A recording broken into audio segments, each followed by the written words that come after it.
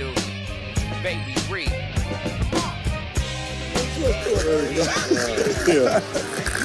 Oh, man. Them both big old women gotta learn 2 words down there. What's that? I'm full.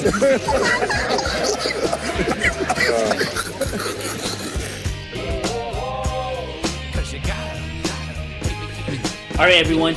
Welcome to an edition of the Ball Street Journal podcast.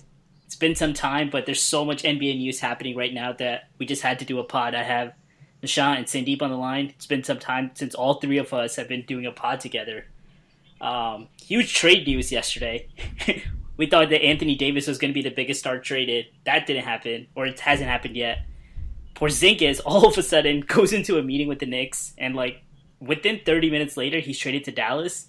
And Nishan, I'm going to let you have the floor. So tell me, what was your initial reaction? And now it's been like a day. Like, what are your thoughts now? You know, let me be honest. It was the first time I was finally feeling good about the Knicks tanking. We had been moving up the rankings in terms of hopefully getting a good asset this offseason. Wait, what rankings are you talking about? Moving up the draft rankings, obviously. The only rankings that matter. Oh, the draft. I was like, I don't know what power rankings you're reading. No, the draft rankings are the only rankings that matter, clearly. And for the first time in probably 3 years, I put on some of my Knicks gear. I wore it to work, and halfway through the day, I got a text from a Jay saying that KP's been moved. And ultimate jinx. First off, I just complained to my coworkers for 20 minutes, none of whom watch sports, so they were like, what the crap are you talking about, and who are you talking about? Why does anyone care? And you know, I'm a little bit heartbroken because KP was this guy that like no one believed in. Even when he got drafted by the Knicks, everyone was like, "Who is this guy?" He was like he was the ray of hope. He's like the guy that we've been waiting for to come back probably next season, and he was the guy that I thought would be able to bring Kevin Durant in. So my first reaction was like, "Oh shit, we're probably not going to get Kevin Durant now," because KP is one of the few guys that Kevin Durant has outwardly spoken about and like has raved about, and you know, the unicorn nickname was given by KD, and so I was really hoping for KP to be able to entice him to New York. And so at first I was like, crap, the Knicks are done. Another Knicks doing Knicks kind of move where they're trying to rebuild and all of a sudden they blow it up because they're just like all their Knicks fans or all their New Yorkers, they're too anxious to let a good thing happen to them. And, you know, after settling down a little bit, thinking a little bit more about the trade, I still think that the trade was bad. I think it was a bad trade only because this was the Knicks doing damage to themselves. They signed Courtney Lee to a bad deal, and they signed Tim Hardaway Jr. to a historically bad deal.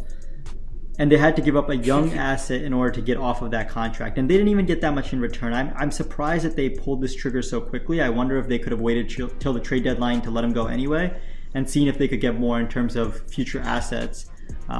As long as they were able to get Courtney Lee and Tim Hardaway Jr. off, it would have really even mattered.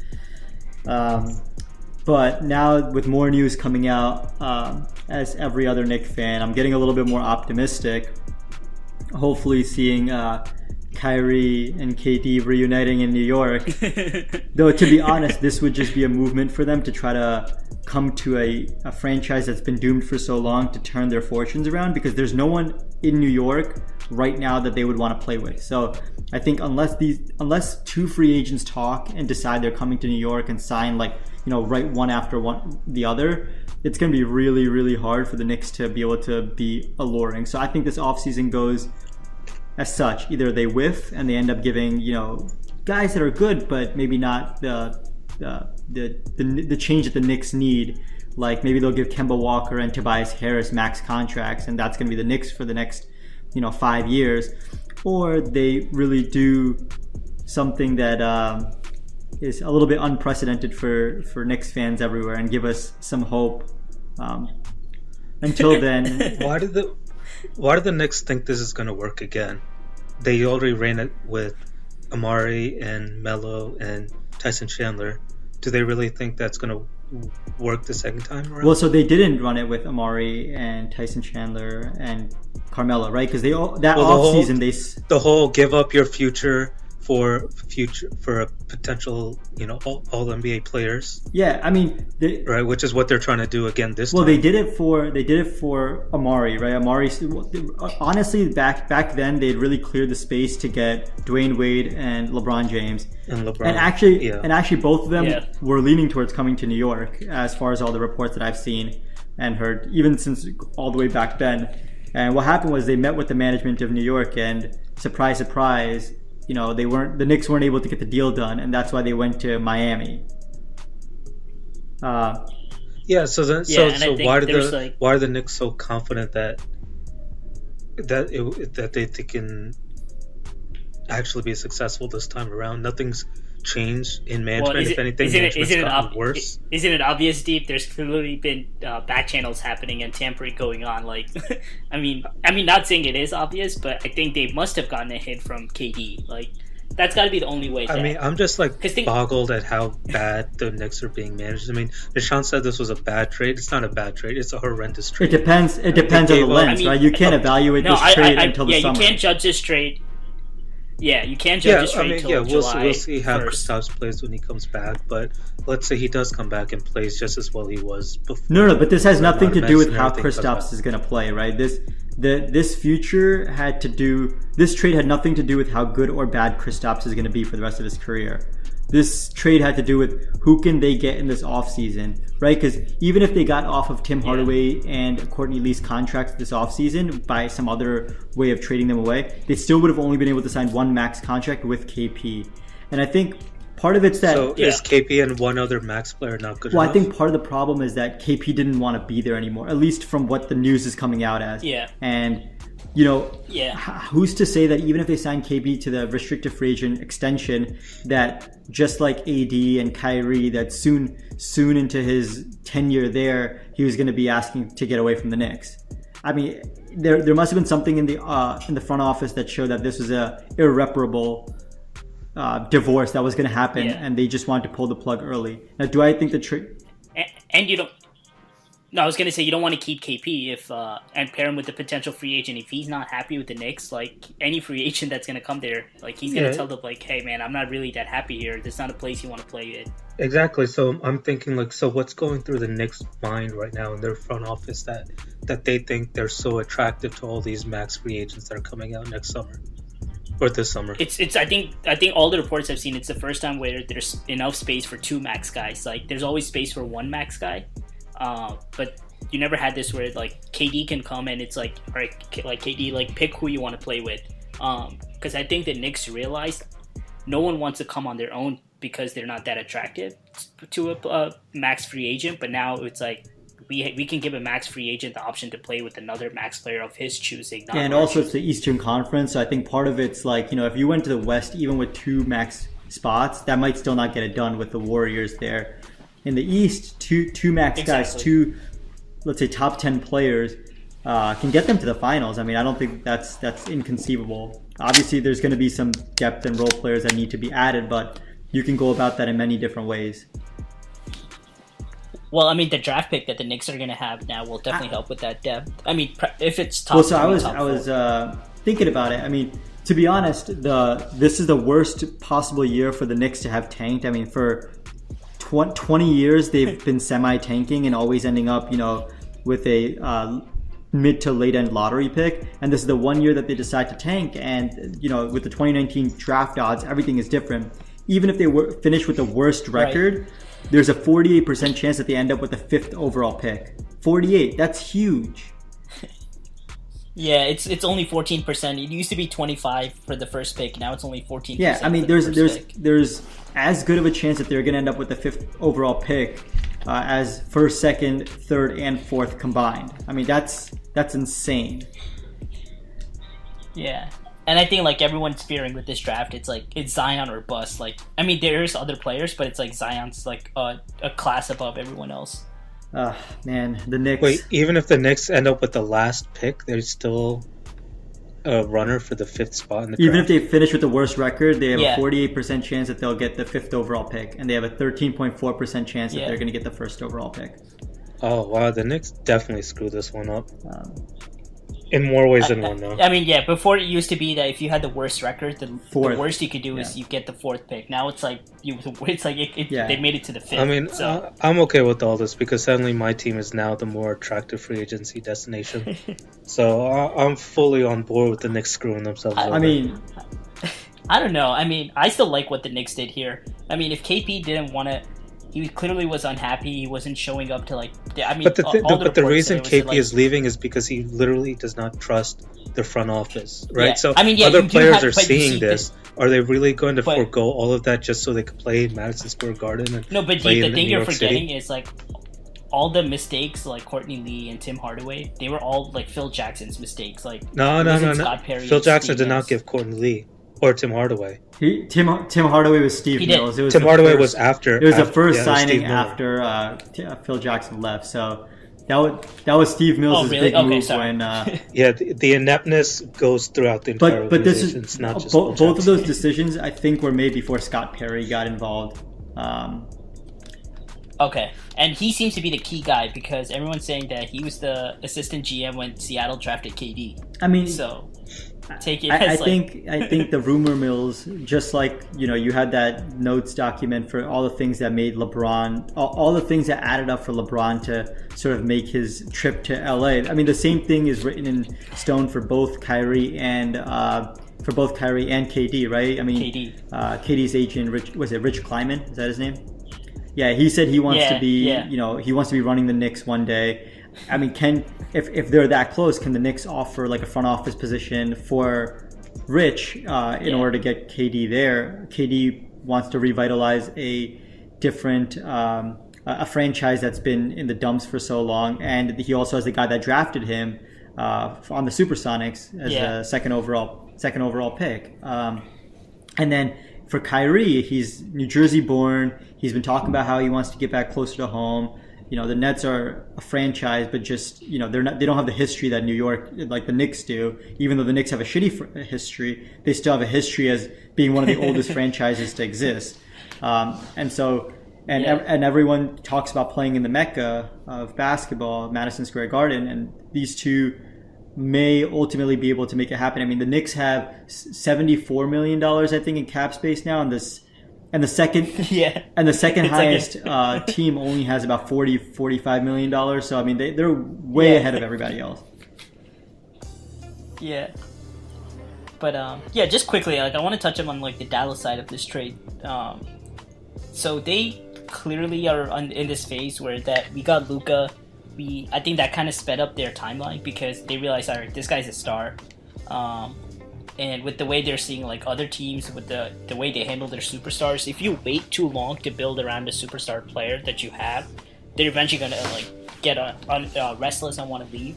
So they're just swinging for the fences, and they're basically saying like, screw our draft picks in the future that's coming up. Like we're not. Besides the Luka pick, Dallas hasn't been like a great team like in the draft. So they basically they already sent one pick in the Luka Doncic Trae Young trade to Atlanta. So they don't have a pick this year. Now they sent 2 more first-round picks, like probably 2021, 2023 to the Knicks.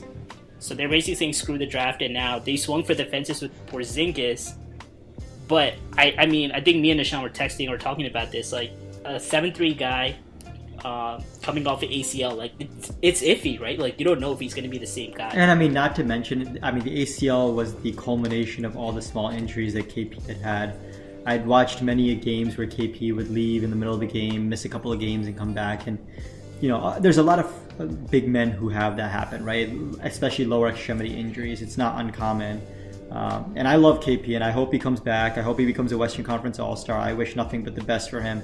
But I think even Phil Jackson, back when he was running the regime, was always concerned about KP's health. And I wonder if that's what the Knicks saw. The Knicks saw that they have this guy he's not a Nikola Jokic, he's not 270 pounds or whatever Nikola is, 7 feet, who's built very well. He's a very lean 7'3" guy, who puts a lot of pressure, and the way he plays is like, I mean, he's not a Sean Bradley kind of guy. I mean, KP's athletic and he plays athletic, and I mean, I think this is I think there were pictures online about this being the next Steve Nash and Dirk Nowitzki, and I wouldn't go that I wouldn't go that far. I saw that. But I mean, Luka Doncic is a transcendent player, I think, already, and I think Kristaps Porzingis has a lot to show, and they have an exciting future ahead of them.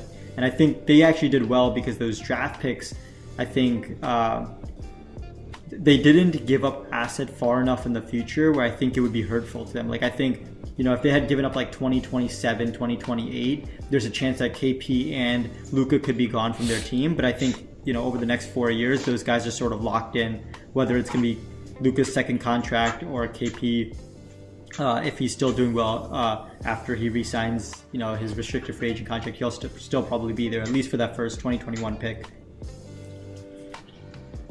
That's true. And I mean, I feel like Tim Hardaway Jr. can be a good asset for them now, right? Like, I feel like he'll fit in on this team. He could just... Yeah, and the Mavs didn't even really give up that much. They gave up Dennis Smith Jr., who wanted to leave and wasn't going to get any playing time behind Luka. Gave up DeAndre Jordan, who was going to leave anyway. Yeah. And then, like you said, the picks haven't been that great at drafting players late in the first round. So, I think the Mavs, Cuban being the shrewd businessman that he is, low risk, very high reward trade for the Mavs.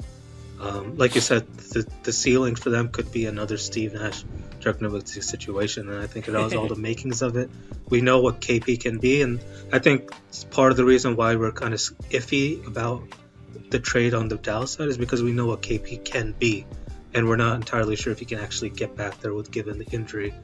But I fully believe that he can get there, with all the modern medicine that we have, and I think just he has enough skills where he doesn't necessarily have to rely on his athleticism, right? We know he can shoot. If he can be a spot-up shooter, if for whatever reason he loses part of his athleticism from this injury and his rehab from it, I think he still has enough in his game for it to be a worthwhile trade for the Mavs. Yeah, I think this is one of those trades, like, only time will tell, right? Kind of reminds me of the Paul George trade for Oladipo and Sabonis. Not in the sense that, like, as we see it develop. So if you took it last year, people are saying, oh, Pacers won that deal because Paul George is probably leaving and Oladipo has become a star and Sabonis also looked really good. And now if you look at it, Paul George stayed, he's like an MVP candidate now, and Oladipo suffered this very gruesome knee injury. So it's like now it's looking like the Thunder won the deal. So it's like crazy how like the tides can just shift in these trades. Like as not to mention when that deal first happened, everyone thought that OKC won the deal by landslide because at that time Vic was was an afterthought for. I think he was third overall pick, and he was like an afterthought because he'd already been on like 3 different teams by then. And so I think only time will tell. The Knicks swung big. And if they end up empty, then they're going to look very, very stupid. And I would be surprised if they end up getting nobody, or if they end up getting even Kemba and Tobias Harris, both of who would love to play in New York, I'm sure. I think that Scott Perry and Steve Mills should be sort of afraid for their jobs. And I think that the NBA should step in and make Dolan sell the team because he's clearly incompetent and should just stick to music since he's very talented. I mean, hopefully that's what he does now. But there's going to be a riot Harry in New Mills... York City if they don't end up with KD and Kyrie or players of those caliber. If they end up with Tobias Harris as one of these 2 max contracts that they're going to give out, it's going to be a very bad look. Well, just hope like they don't give out the money just because they need to. Hopefully they don't make that mistake, like what they did when they gave out contracts to like Robin Lopez and all these guys. The scary thing now we're talking about the fact that the Knicks have so much money. Like $40 million more. The reason they have so much money is because they literally have no other players on their roster that demands more money than they're making right now. Well, and the others...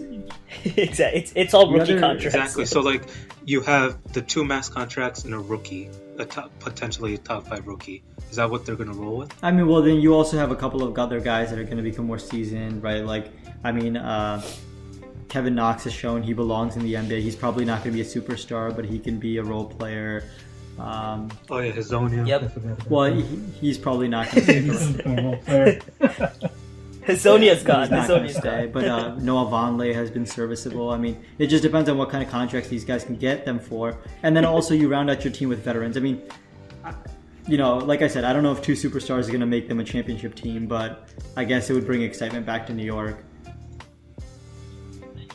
Yeah, and I just love, I mean, just a quick point. Like I was watching, I just like tuned in into this Knicks Celtics game, and I saw that the Knicks lineup that they have on the floor, like they have like Kadeem. I never heard of this player Yeah. before. Kadeem Second Allen. second I don't know if draft you- pick last year, I think.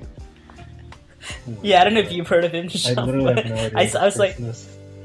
I was like, there was the guys on the Knicks playing now that they sent away.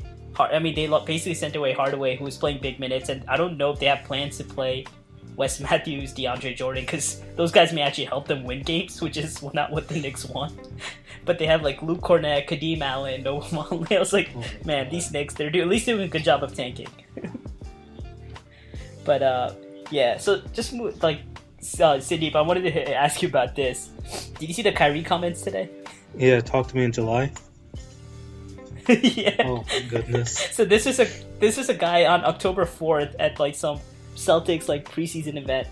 He says like, if you guys will have me, like I'll come back, or I'd love to come back next year, which kind of meant basically if the Celtics offer me the max, like I'll come back, because he kind of put the onus on him on the Celtics, and then through the season you could tell like he was kind of getting restless and uneasy. He was complaining about the young guys. Then I think the one no one saw coming was he's like, I called LeBron and I apologize for being like he basically was like, I'm sorry LeBron for being a dick. Like that's what I'm going through now with these guys who are these young guys who are dicks on my team. And it like completely sent the wrong message. And then today he was just like, I don't owe anybody shit. Like basically telling like I don't need to set something Well, back with you know the Celtics, reason but- he feels this way is because deep down in his heart, he knows if this Rose Rule didn't exist, like Danny would definitely be making calls to New Orleans right now. He knows that's true, and Exactly. everybody in the league knows that's true. Yeah, I'm sure he hears it. Like every time, like people are like, "Oh, why can't the Celtics trade now?" It's like, "Oh, it's because they have Kyrie," and I'm sure like he's heard it so many times by now. Yeah, and you would think like if the franchise was actually really committed to him, they would have at least said something.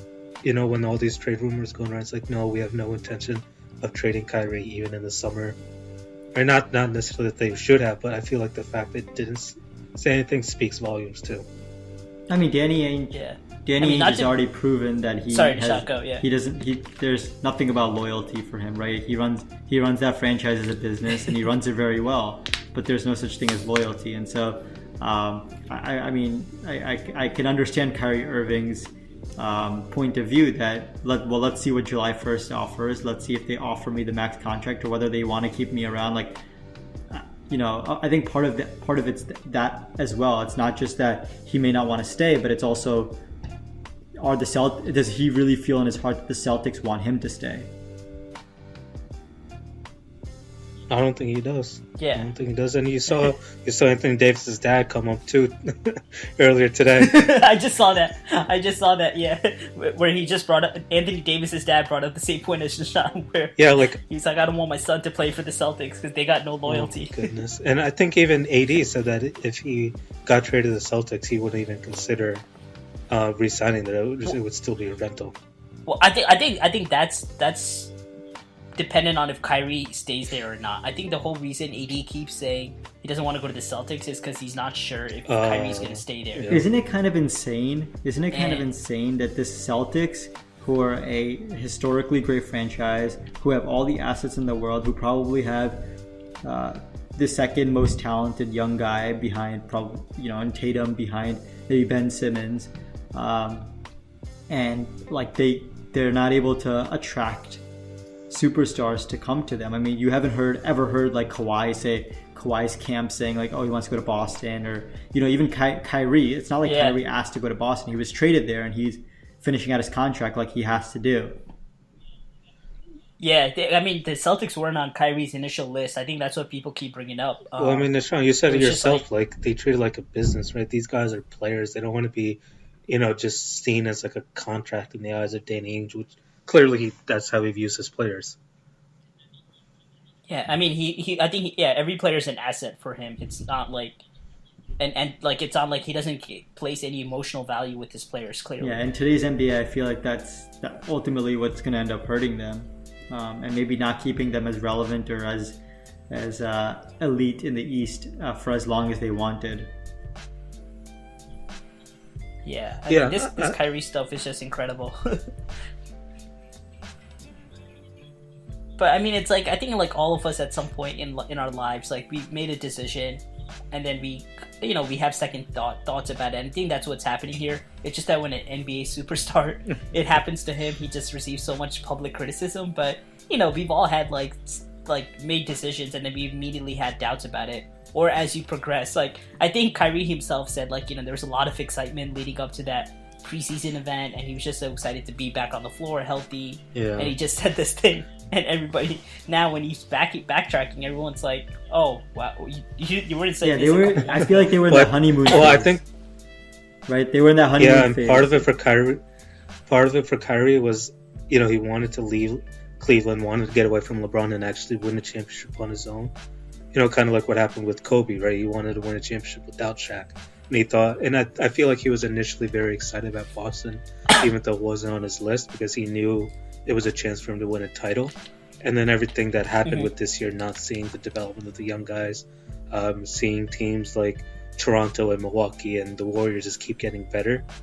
Like you said, Ajay, just kind of rethinking about his choice and thinking like, yeah, maybe winning a chip on my own isn't as important as me just being personally happy.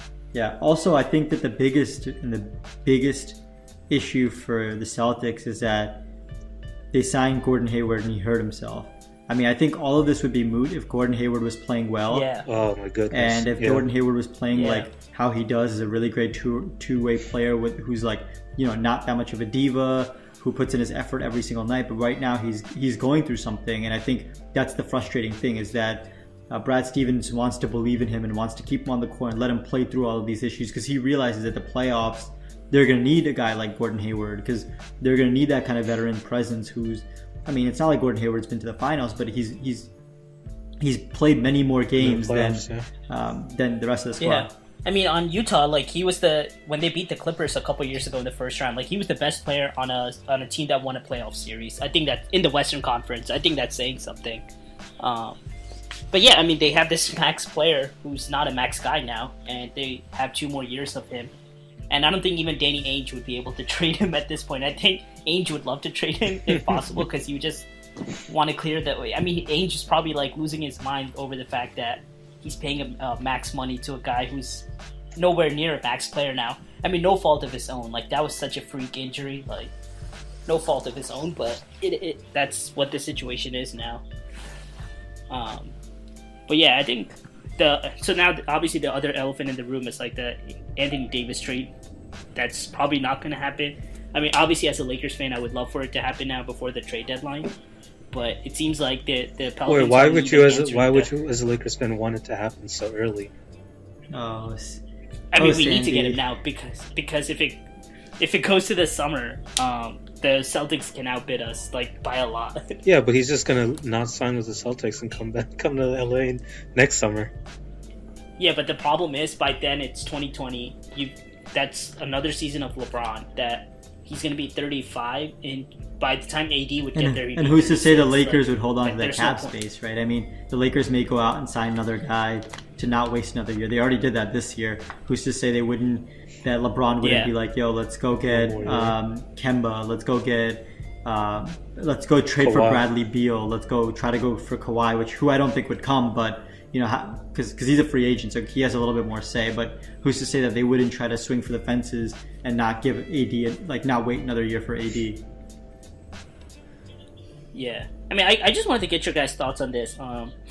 So it seems like the Pelicans GM is like, initially he was reported not even picking up the Lakers call. Then they said they did pick up the call. The Lakers have offered everything. Like they said, take everybody that you want besides LeBron.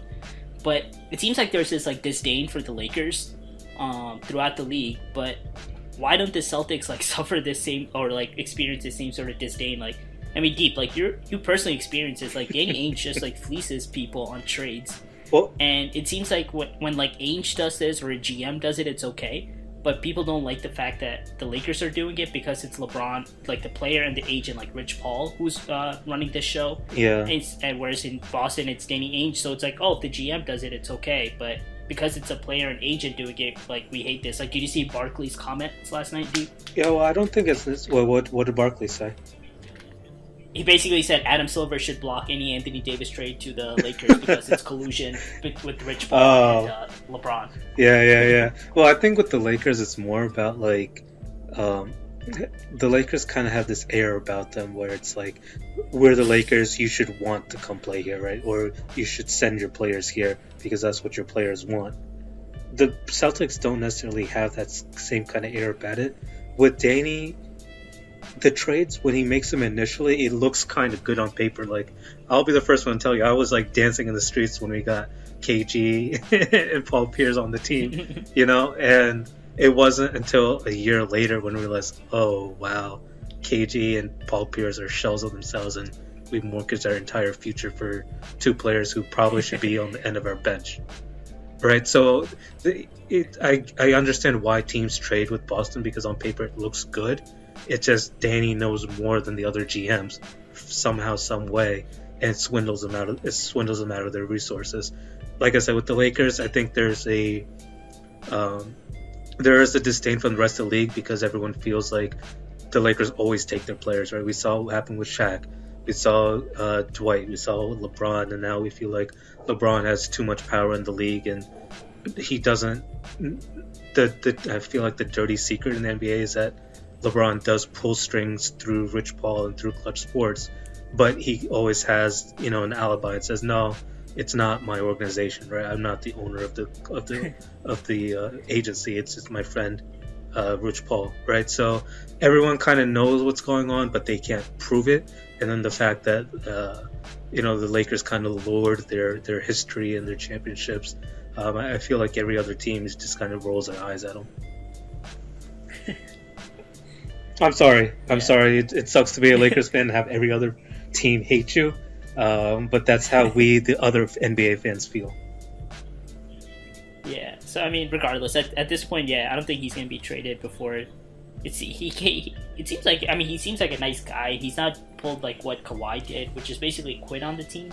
If anything, it's the opposite here, where it seems like the Pelicans are just going to sit him out for the rest of the year, even though. But it makes sense, right? Because at this point, like if they're going to rebuild, they want to get a better draft pick, especially with these flattened odds. Even if they don't get down to like the last 4 teams, if they can get to like number 6 spot, they still have a chance. They still have a chance at the number 1 pick. Yeah, I mean the Pelicans have nothing to gain by playing AD. If they play AD, they're going to play better. They're going to lose their draft position, and then they also increase the risk of AD getting hurt. Right, so that's the last thing they want to do. We saw what happened with Boogie. They had all these plans for the season, and then the injury to Boogie happened, and it kind of blew up in their face.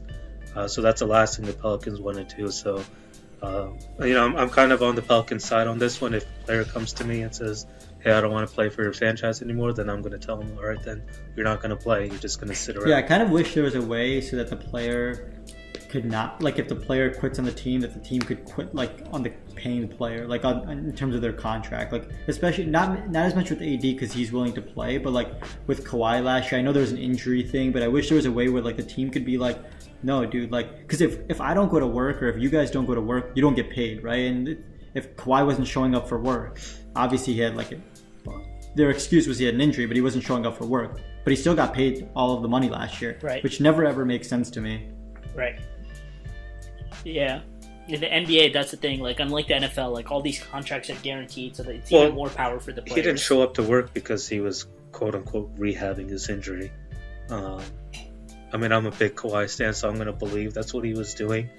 But yeah, I feel like the league should step in and kind of figure out how to regulate this. You can't have players coming up to their team a year and a half before their contract ends. Right? I mean, at one point it was just the year of, or at one point it was close to the deadline, and now it's the summer before free agency, and now it's in the middle of the season before the season that they become a free agent. Like this is getting out of hand now.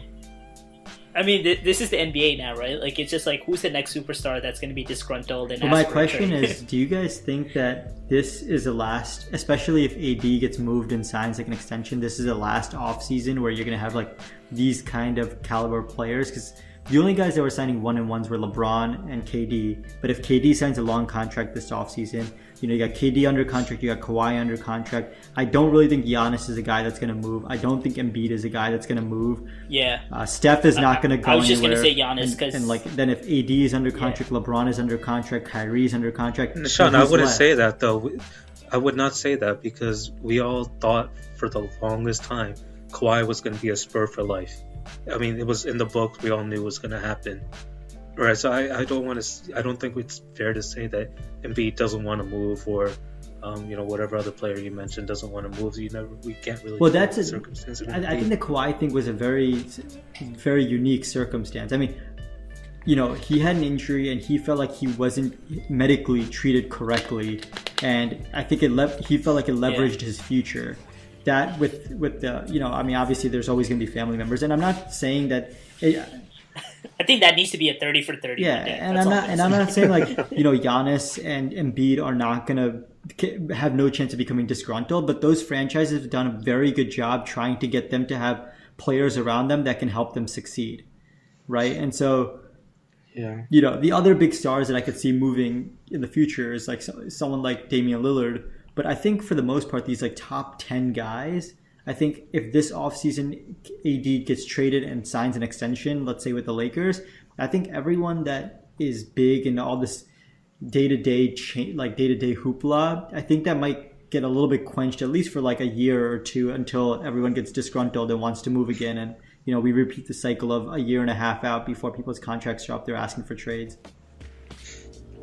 I think the one thing that no one's paying attention to is the fact that the super max contract has not really been that big a factor in keeping players in smaller markets.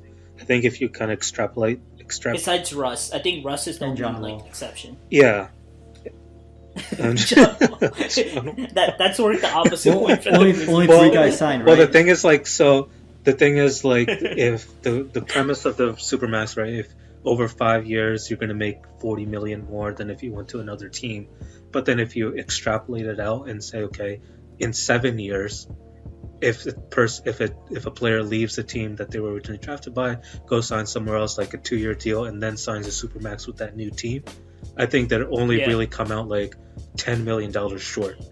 Right? I was just going to say that for too. A player to go from a small market to a much larger market, the caliber of these players, $10 million is going to be nothing compared to how much they're going to make off of things like endorsements or public appearances or even the ability to go play for a championship. Yeah, but you know what the difference is? I think the guys that were sitting in the front office making these decisions from the NBA's perspective and coming up with the idea of having a Supermax forgot to take into account that this is a new generation and each generation has their own principal differences. Like I can say for a fact, at least for my parents' generation, it was to make money, save money, and for the future, right? And I feel like our generation doesn't necessarily have that. And we can see that permeating in the NBA players. I mean, the NBA players are no longer about, people want to make money, don't get me wrong, but it's not exclusively about money. It's about hanging out with your friends. It's about, deciding your own destiny. It's about location of where you live. It's about it's about living life outside of work. It's about legacy. I think both AD and Kyrie said those two words specifically, in their last statements. Yeah, and I think that's why in the 90s players used to stick with their team for so long, because it was all about loyalty, right? And now that word doesn't exist in the NBA anymore. There's no such thing as loyalty anymore.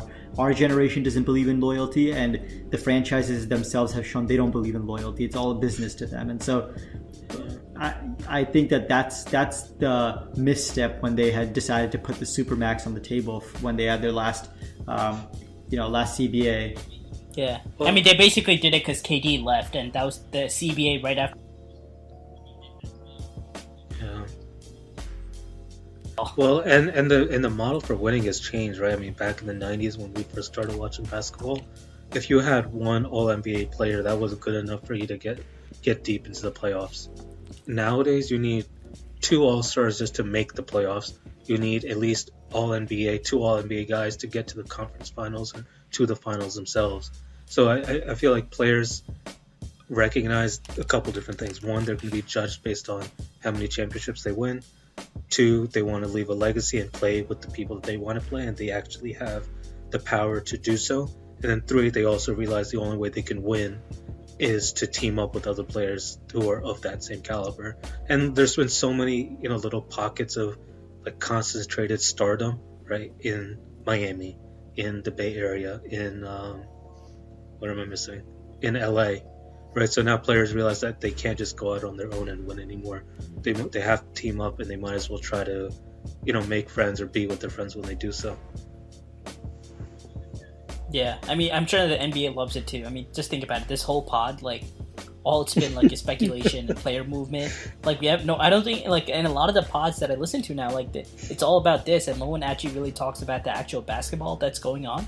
Well, you guys, like, a lot of it is. You guys know I love NBA Reddit, and to be honest, I don't think I've seen like a single highlight on the NBA Reddit front page. It's all been interviews and tweets and random articles talking about these But trades. it's kind of perfect because the NBA season, I think, is a little bit too long. And just like baseball struggles with it, this is right now we're like kind of in the dog days. Like the beginning of the NBA season is great because like it's all fresh. We've been waiting for it for so long. And then as we get closer, like past the All-Star break, like a couple of weeks after the All-Star break, then everyone's making a playoff push. And then it's like who's going to get in, who's not going to get in. And then obviously the playoffs are really exciting. But I feel like this now has started filling in like the month and a half before the trade deadline is now filling in like all of these speculations and rumors. But I bet you once the trade deadline passes and once the All-Star break passes, then it's all going to be speculation about the summer for a little bit, but probably more so about focusing back on basketball. And I think part of also why no one's talking about basketball right now is because it's a foregone conclusion that the Warriors are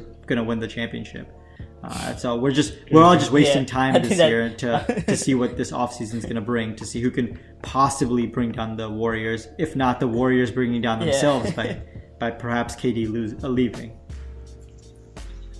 Yeah, especially now with Boogie there, and like it just, you watch them and you're like, okay, like if this team, if everyone's healthy, like there's no way they're losing. Like it's a foregone conclusion. Yeah, part of me was hoping Boogie was like a sleeper agent that was going to go dismantle the Warriors on the inside. He might. Now there's reports that Clay might leave. I mean, this has never come out in the past before that Clay might not be a Warrior for life. I mean, maybe this is all Boogie. Boogie's whispering in his ear and be like, "Come, leave the team."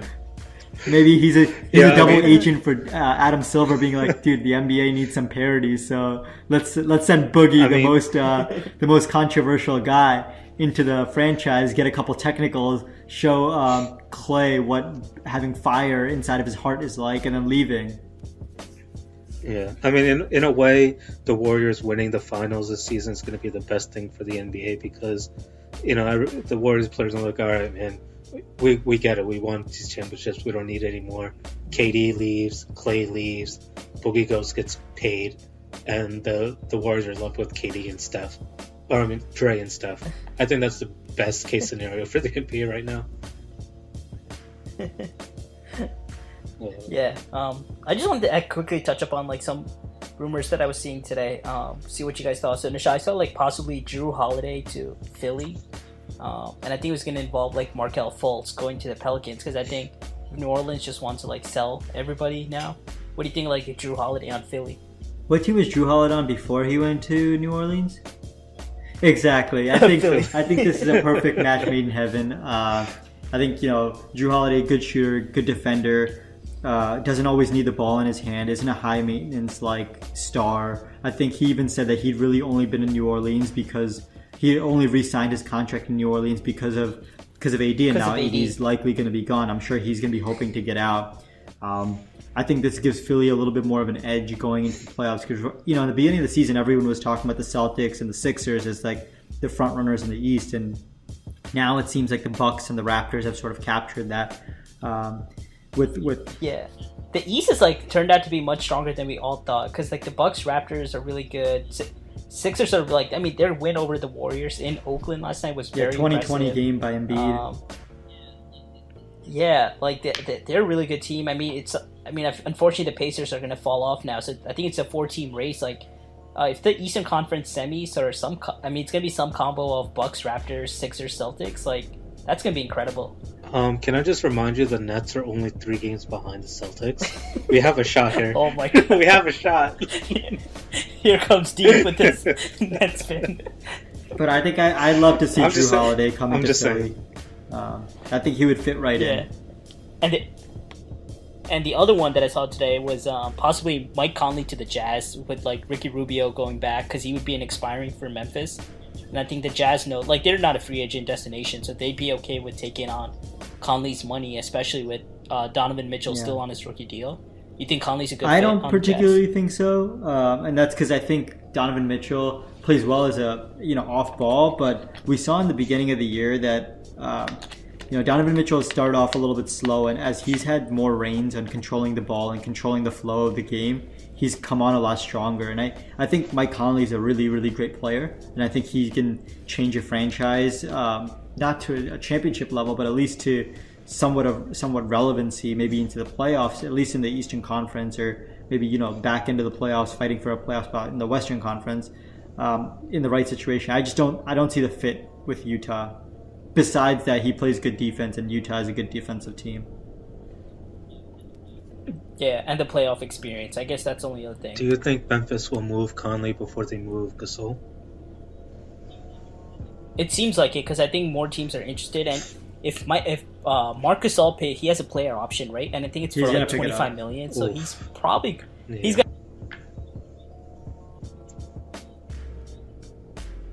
Team like I'll drop my player option, but it makes no financial sense for him to do that. Yeah, I wouldn't either. Today, Draymond clowned Rudy Gobert. Oh yeah, that fight. So basically, for crying. Oh my goodness. And then Draymond clowned him on Twitter and be like, "I should have cried too." It's just incredible, like the NBA and like NBA Twitter. I think is like the absolute best at this. Draymond should never clown another NBA player. The only reason he's as successful as he is because of everybody else around him. So he has like no stock in clowning any NBA player. Like, I'm sure you were crying too after you lost Game 7 to the Cavs and we're asking for KD to come to the Warriors. Oh my god, savage. Oh man. Well then, right, before guys. we end, predictions for Rockets Nuggets tonight. Yeah, I like the Nuggets as well.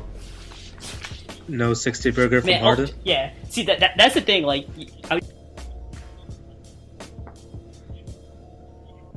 good this year, and like no one even cares about them because they're not involved in any transactions. Yeah, I mean, I heard one that would kind of make sense, which is like using trading away Jamal Murray to get another superstar. No. Jamal Murray is a AD. superstar, dude.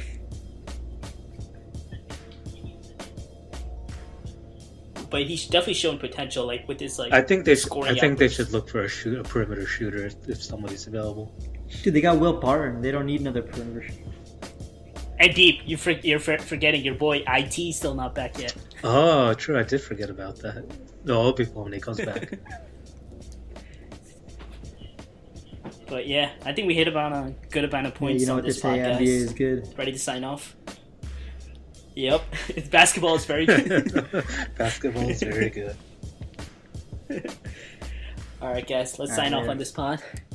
Till next time. Who knows what's going to happen by next Thursday, the trade deadline.